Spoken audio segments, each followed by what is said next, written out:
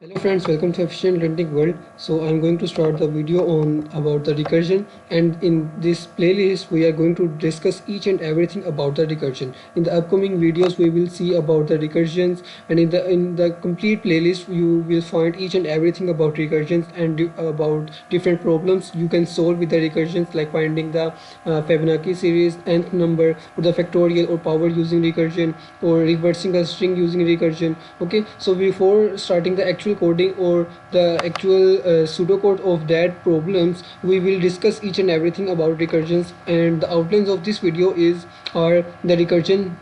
What is recursion? What is recursive function? Examples of recursion, uses of recursion in programming, its advantages and its disadvantages. So these are the topics we'll be discussing in this video, and in the next video I am going to discuss the types of recursion, and all the remaining videos will be about the problems you can solve with the help of recursions, like reversing the string and finding the even odd number, or multiplication of some numbers, or the reversing string, or finding the minimum or maximum number in array. Or there are a lot of other problems you can solve with the help of recursion with that minimum time of complexity and the space complexity. So in the upcoming videos we will see each and everything about the recursion. So in this whole playlist will be about the recursion and its different problems. So, and that will be mostly asked in the interviews question as well. So let's start our video. So first of all, what is recursion? So recursion is a computer programming technique involving the use of procedure, subroutine, function, or algorithm that calls itself in a step having a termination condition. So there are two parts of this definition. First part is the use of procedure, subroutine, function, or algorithm that calls itself. Means, for example, let's suppose I have a function. Okay, so whenever you make different functions in different programming languages like C, C++, Python, or Java. Okay, so when you make a simple user defined function, so there it consists of its body consists of different statements, okay, coding statements and instructions. But if I want to make a recursive function, what I have to do is I have to call this function again in the function body. Okay, so if I am calling this function like f, and if I am calling this function in the function body again and again, so this function will be called again and again by this. Okay, whenever the body will be executed, this function will be called, but this will be an infinite loop. It means infinite number of times the function will be called by itself. So that's why we need the second part of our definition, that is we need a step having a termination condition, so that whenever termination condition becomes true, the recursion stop and we will reverse over program. Okay, so a recursive function, a function that calls itself, is also known as called recursive function, and this technique is also known as called recursion. Or in a short, if I explain you that recursion, the process in which a function calls itself directly or indirectly, is called a recursive function recursion, and the corresponding function is called as recursive function. For example, the method we will follow in the recursion are 2 points. Okay, so first of all, divide the problems into the sub problems. For example, if you have a big problem, then you can divide big problem into sub problems. Okay, and the sub problems can be furthermore divided into the sub problems. This is also known as called divide and conquer rule strategy. Okay, so we will also discuss this in the further upcoming videos. And the second condition is specify the base condition to stop the recursion. I have already explained this point earlier, that without a base condition the function will be called itself again and again. For example, let's suppose let's see some simple functions. Okay, so whenever you make a simple function, first of all, for example in C or C++, you make a function. Okay, you make a simple function, that is the main function, that is the necessary in each and every programming language. And in the main function you call a user defined, or call a user defined function. Okay, and that function's body is here. So let's say let's consider that function's name is function, and I have called this function in the main function. Okay, and this function can perform any task like finding the minimum or maximum or required number in an array. Okay, or reversing a string, or find the factorial of a number. Okay, so let's suppose this is a function, user defined function, and I have call this function in the main function only once. Okay, but this function will be called by in the main function, but you can call this function multiple times but in the main function, not in that function again and again. So this is a simple function. Okay, so function call only one time, because and you can also call this function again and again. If I want to call this function again, you can also write this function, and whenever you need this function you can call this function again and again. But if I want to change it into a recursive function, what I have to do is, let's see, to make a recursive function you have to call that function again in that body. Okay, so what you can see there that I have called this function first of all in the main function, so function will be called, and again this function will be called in the function body. Okay, so first what you see, this function was called. Okay, and this function in the function body, when the statements are going to be executed, first statement was calling this function again. But if I have not write any condition, what this function, what the compiler will do, compiler will again call this function, and when the body will be executed, this function will be called itself by again. Okay, so this function again called by itself again and again, and this will be a infinite number of times this function will be executed by the compiler. But to stop, we need a terminatory condition, that is also known as called our base condition. Okay, so that is the second point of our method or the strategy used in the recursive function, that is the specify the base condition to stop the recursion. So we need a base condition. Now question is, what is base condition, or you can say that why we need the base condition. So its simple answer is to prevent infinite recursion. If else, or using if else, you can say you use if else switch or any number or any statement, but that should be a condition that until that condition the function will be executed, and if the base condition becomes true, this function will be stopped. Okay, so to prevent infinite recursion we can use if else, or a different similar approach can be used where one branch makes the recursive call and the other doesn't. Okay, so if I write there, if I want to stop this function until a base condition, I need some base condition, and that can be, for example, like this syntax. For example, I have written a statement like, if this condition is true or false, you can say this function will be called, and if this function is if this condition is false, then this statement will not be executed, and you just have to return to main function or where it was called by itself. Okay, so let's see some examples of recursive function. So let's suppose there is a simple problem, that is write a recursive function that prints the hello world 3 times. Okay, so if I'm asking you to print hello world 3 times, okay, so you can write you can choose any number of approach, for example using the loop, iterative method, while loop, do while loop, or different number of approaches are available. So you can use any number of approach, but we want recursive function that will print hello world 3 times. So to make a simple function, what we do is make a user defined function, and that return type can be a void, int or bool, etc. Okay, and that function will receive only one argument, for example. Okay, so this is a coding of C++ language having the IOStream header file, but the concept will be same in all programming language, just the structure of the programming language will be changed. For example, Python, Java. In the C language you can use stdio.h instead of IOStream, and you just can eliminate this line. Okay, so the remaining things will be like printf, using the printf using the cout, or if you are using the Python, so you just have to write here print instead of cout or end line. So concept will be same, but the syntax and structures in different programming language can vary. Okay, so I am here to build your concept strong. Okay, so you just have to make your concept strong. Okay, so what this function will do, this function will be called, and it will print the hello world on console only once. If I want to call this function again, so I can call this function like this. Okay, so function and like this function, and you can also pass argument, for example x. Okay, so this will be called again, and this will print hello world again. But I want a recursive function instead of this simple function, so I can write here with a base or a termination condition that can be like this. Okay, so this will be a little difficult for you, but this is a simple problem, and in the further upcoming videos I will explain each and everything about the recursive function. So let's see this function, that this is the termination condition. Okay, so this is the termination condition.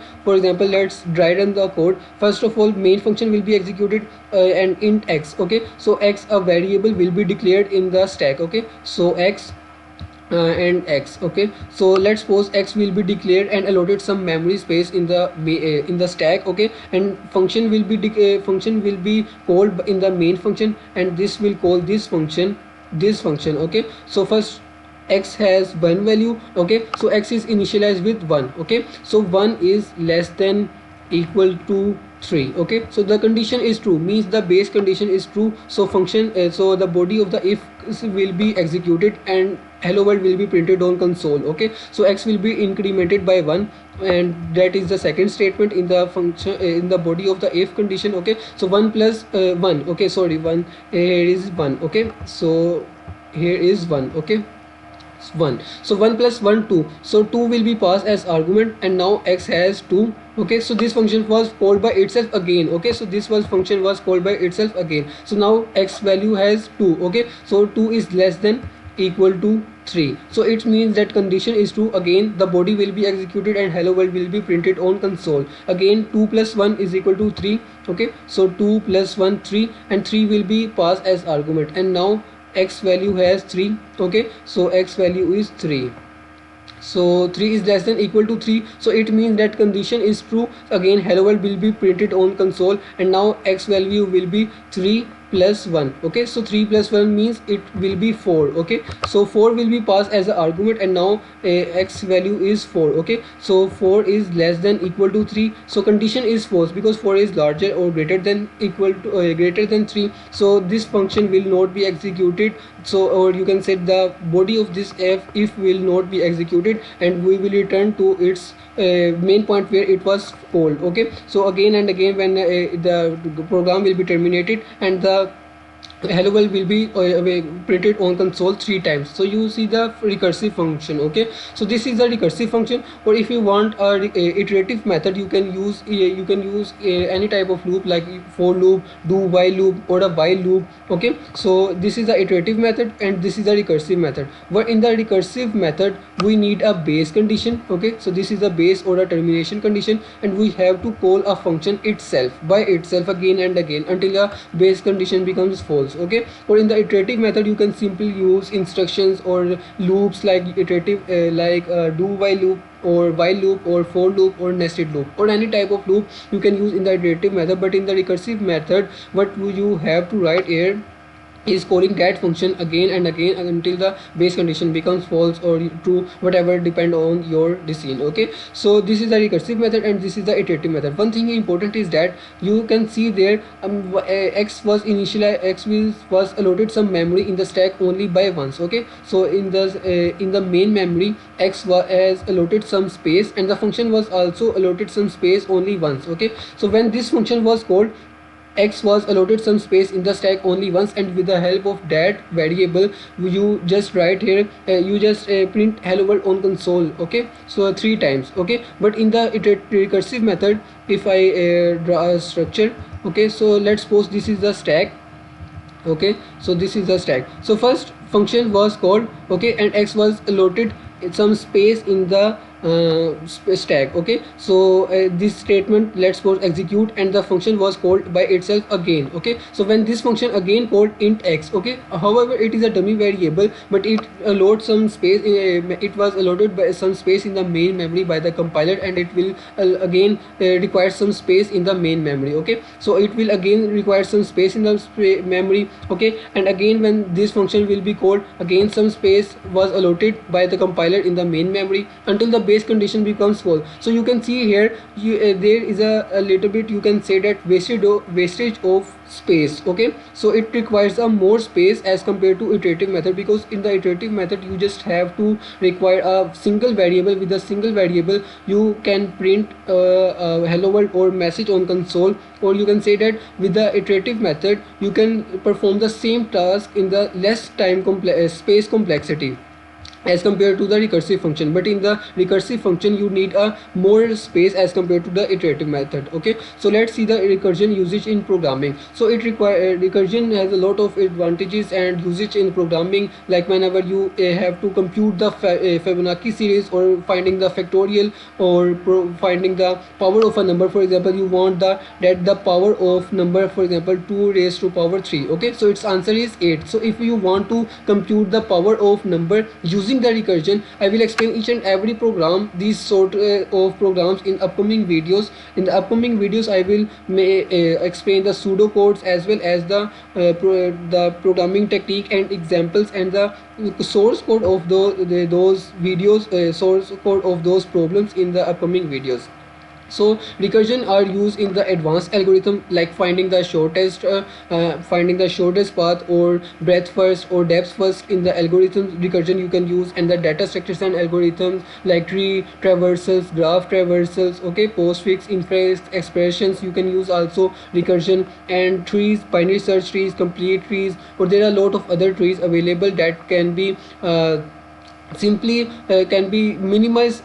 Time complexity can be minimized by using the recursion, or graphs can also be made easier using the recursions. Okay, so recursion has a lot of advantages and usage in the programming languages like C, C++, etc. And whenever you will learn the data structures and algorithms in your university or in your bachelor's, you will study the recursion advantages and its importance, because whenever you goes for some interview, there will be a definitely questions about the recursion problems. Okay, so interviewer will give you a situation about, you have to solve it using the recursion. So make concepts stronger about the recursion. So let's see the advantages of recursion. So it makes our code shorter and cleaner. Recursion is required in problems concerning data structures and advanced algorithms such as graphs and tree traversal. Tree traversals means postfix, infix, or prefix. Okay, so recursion can be can reduce the time complexity. So if you have studied the data structures in each and every programming languages, we have to, our major concern is about the time complexity. Okay, so it is there are different notations in the time complexity, like big O or big theta, okay, and the big omega as well. Okay, so there are multiple time complexity notations. Important one is the big O. Okay, so time complexity can be minimized using the recursion. For example, you are making a program, okay, that requires 4 seconds to execute. Okay, but that same program can be execute in 2 seconds using the recursion. So this is something what we will discuss in the binary search trees. Whenever you want to find the minimum number or the maximum number, okay, or modify some data in your binary search trees, you will use the recursion problems. You will use the recursion technique that can minimize your time complexity. That can be log n. Okay, so time complexity can be minimized using the recursion. Okay, so recursion adds clarity and reduce the time needed to write and debug code. Recursion is better at tree traversal. Tree traversal means there will be a root node, okay, or a parent node, you can say, and there will be some child nodes, okay, and further all there will be some child nodes. Okay, so in the tree traversal, or in the breadth first or depth first or level order, okay, so in all that type of tree traversal, recursion is really a better approach. Okay, so you can use recursion in the time to minimize time complexity in the graphs traversals or a tree traversals or reversing string, and there are a lot of options. Okay, so let's see some disadvantages of recursion. So it takes a lot of space compared to an iterative method. Okay, so as I have already explained you that in the recursion problems you require more space as compared to the iterative method. Okay, so this was slide. So in the recursive method you need more space. Here you can say, so they require they require a lot of space, like 3 variables was allotted some space in the stack as compared to that iterative method. So same solution can be made using the iterative method or recursive method, but what thing is matter is time complexity and space complexity, that which program, which method, which strategy requires minimum space, minimum line of code, or minimum, you can say, time complexity, space complexity. Okay, So this was the point, that it requires a lot of space as compared to the iterative method. Iterative method is using the loop, like loop, for loop, do while loop or a while loop. Okay, and the second point is it uses more processor times. It can be more difficult to debug compared to an equivalent iterative method. Okay. So mostly students think that recursion is really a difficult topic, but you know, it has a lot of it has a lot of scope in there. Each and every programming language is in Java, in C and C++.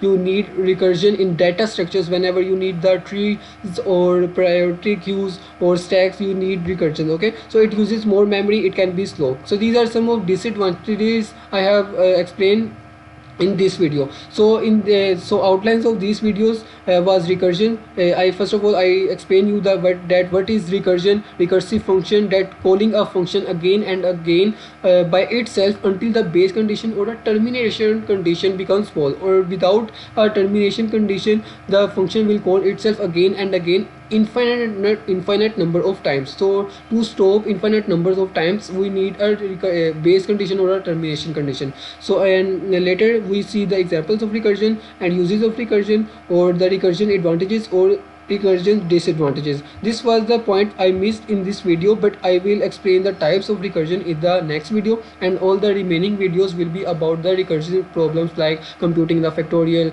finding the Fibonacci nth series, okay, or computing the power of nth number, or any other problems, tower of Navi, and different problems we will solve using the recursions in the upcoming videos. So thanks for watching for this video.